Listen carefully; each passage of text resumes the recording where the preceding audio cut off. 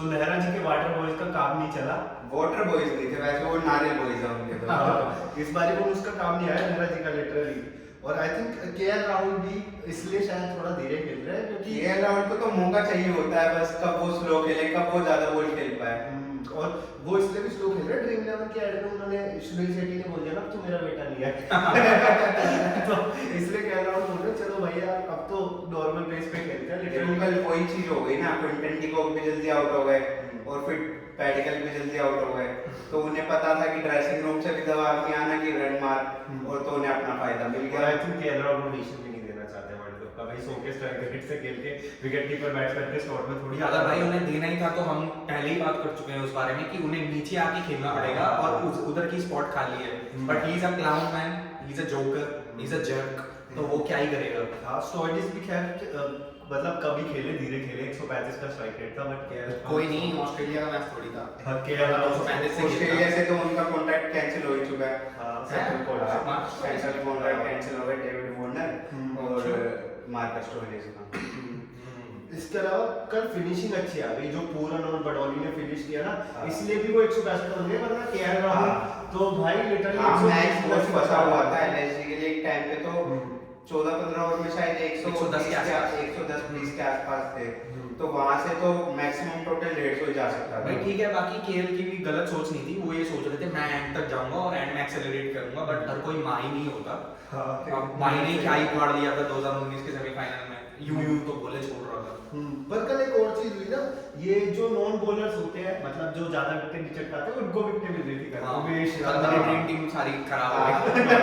उमेश यादव, दर्शन डालकंडे, मतलब ऐसे तो भाई उनको सपने भी नहीं आते कि कल के मैच में चलेगा उमेश डालकंडे, वहां से कौन कुणाल पांड्या, कौन सा दिन देख लिया भाई। और वो यश ठाकुर 5 विकेट, यश ठाकुर 5 विकेट, क्या वही है। पर हाँ लखनऊ ने 165 बना दिए, ठीक ठाक स्कोर था, बट वही चीज हो गई शायद अब कि ना जो मेन बॉलर्स होते हैं राशिद खान, नूर अहमद, मोहित शर्मा, इनको लोग संभाल के करते हैं ताकि इनके ओवर निकल जाए, और फिर औरों को मारते तो विकेट दे देते। तो आप दूसरे बंदों का क्रेडिट ही छीन रहे हैं, मतलब यश ठाकुर ठिल्ला बंदा है। वही बात देखो, उसकी 4 विकेट का तो मेरे को नहीं पता, लेकिन चुम्बन गिल को जो बोल्ड करा था वो तो बढ़िया बॉलिंग थी। और कल जो जीटी को रोक लिया ना, वो एक बहुत बड़ा प्लस पॉइंट है, क्योंकि मयंक यादव तो फिर भी नहीं चले। कल वाले मैच में मयंक यादव की वो पेस भी उतनी नजर नहीं आई, खैर विकेट इंजरी हो गई उन्हें शायद, एक ही ओवर डाल के फिर वो बाहर जाते हुए दिखे थे, और शायद इंजर्ड हो और गए। कितनी आयरनी वाली बात है कि स्लो बॉल डाल के गए हैं, जो कि 40 ओवर डाल के गए थे। 40 वाली बॉलें थी मैक्सिमम, पर फिर भी वही है।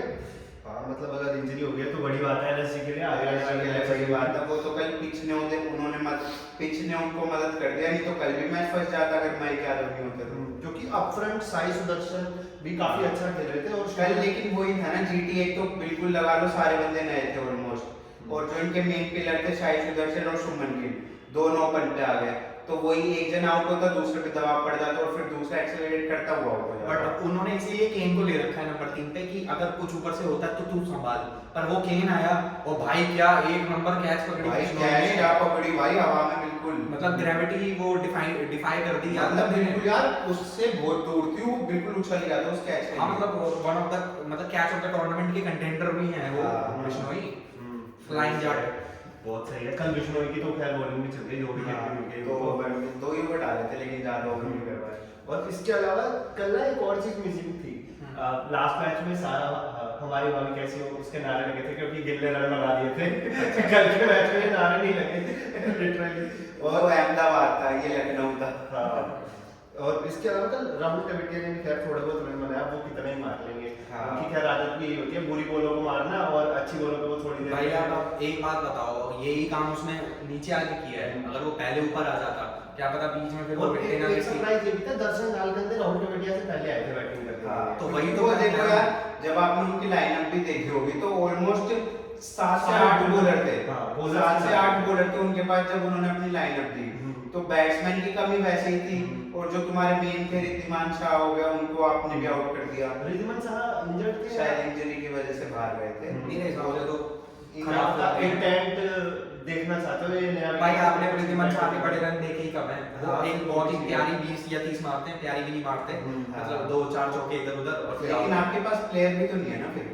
तो फिर वो अगर आप साई सुदर्शन और शुभमन गिल से ओपन करवा रहे हो तो आपके पास ना मिडल ऑर्डर रह गया, ना अभी मिलर ने तो फिनिशर भी नहीं रह मिलर गया की कमी बहुत तो फिर वही बात है ना आपके पास मिडल ऑर्डर बचा।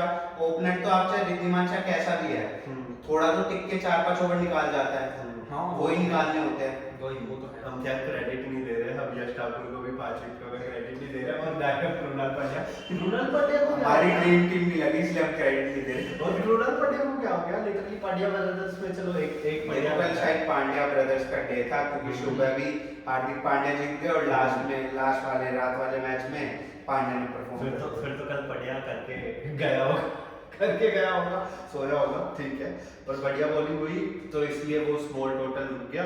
और इसके अलावा यही था मैच में, और हाँ मैच में तो यही था। And also thanks to our sponsors sponsors Max protein, stay tuned for